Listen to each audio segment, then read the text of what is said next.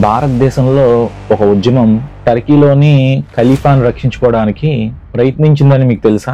లక్షల కిలోమీటర్ల దూరంలో జరుగుతున్న ఒక ఉద్యమానికి మన భారతదేశంలో హిందూ ముస్లింలు ఎందుకు ఏకమయ్యారు? టర్కీలోని ఖలీఫా ప్రత్యేకత ఏమిటంటే భారతదేశంలో ప్రజలు ప్రతిదీ త్యాగం చేయడానికి సిద్ధంగా ఉన్నారు. ఖిలాఫత్ ఉద్యమం ఊహించిన విధంగా గాంధీజీని మరియు భారతదేశ ముస్లింని ఎలా ఏకం చేసింది?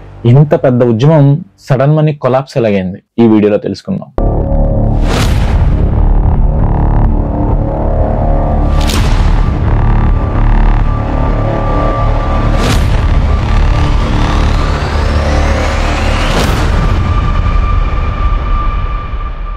నాన్ కోఆపరేషన్ మూవ్మెంట్ గురించి తెలుసుకోవాలంటే ముందు ఖిలాఫత్ మూవ్మెంట్ గురించి మనం పూర్తిగా తెలుసుకోవాలి. ఖిలాఫత్ అనే పదం క్యాలిఫేట్ నుండి వచ్చిందనమాట. ఇట్స్ అన్ ఇస్లామిక్ కాన్సెప్ట్ అనమాట. క్యాలిఫేట్ అంటే it's a political and leadership system of the Muslim world అనమాట. జూలై 28, 1914లో మొదటి ప్రపంచ యుద్ధం జరిగింది. అది అందరికీ తెలిసిందే. ఎలీడ్ పవర్స్ అండ్ సెంట్రల్ పవర్స్ అని రెండు మధ్యనే యుద్ధం అనమాట, భయంకరమైన యుద్ధం. అయితే ఎలీడ్ పవర్స్ లో అయితే France, United Kingdom, Japan, Russia, Italy, United States of America. And central powers లో అయితే Germany, Austria, Hungary, Bulgaria and Ottoman empire. ఈ ఒట్టోమన్ ఎంపైర్ అప్పట్లో చాలా పెద్దదన్నమాట. 1299లో టర్కిష్ ట్రైబ్స్ దీన్ని సృష్టించారు. ఇది అప్పట్లో చాలా పవర్ఫుల్ ఎంపైర్. ఈ ఎంపైర్ కి సుల్తాన్ ఖలీఫా అంటారు. ఇతన్ని ముస్లిమ్స్ అందరూ కూడా ఒక టీచర్ కింద భావిస్తారనమాట ప్రపంచానికి. అంటే మొహమ్మద్ ప్రవక్త మెసెంజర్ అనుకోండి. 1914 నుండి 1918 వరకు ఫస్ట్ వరల్డ్ అయింది, అంటే 4 years.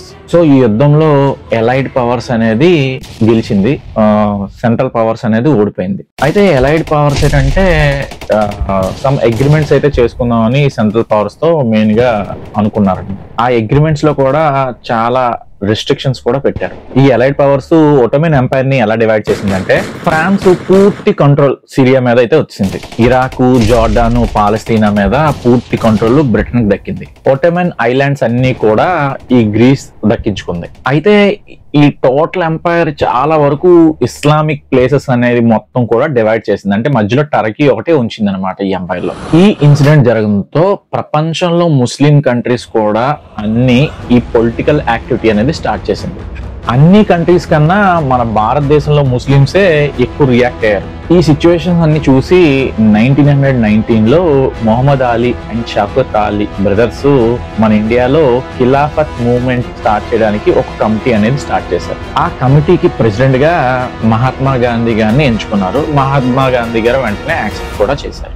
మహాత్మా గాంధీ ఎంచుకున్న తర్వాత వీళ్ళు బ్రిటిషర్స్ గూడ్స్ అన్నిటినీ బాయ్కాట్ చేయడం స్టార్ట్ చేశారు. ఒట్టోమన్ ఎంపైర్ కి అప్పుడు మొత్తం సుల్తాన్ ఖలీఫా, మీకు ఫస్ట్ లో చెప్పినట్టు ఒకడే ఉండేవాడు. బట్ వీళ్ళందరూ డివైడ్ చేసడం వల్ల ఇప్పుడు టర్కీ ప్రజలకే ఈ ఖలీఫా సుల్తాన్ అనేవాడు ఉన్నాడు. సో అక్కడున్న ఎన్నో లక్షల కిలోమీటర్లో ఉన్న ఉద్యమం మన భారతదేశానికి తాకింది.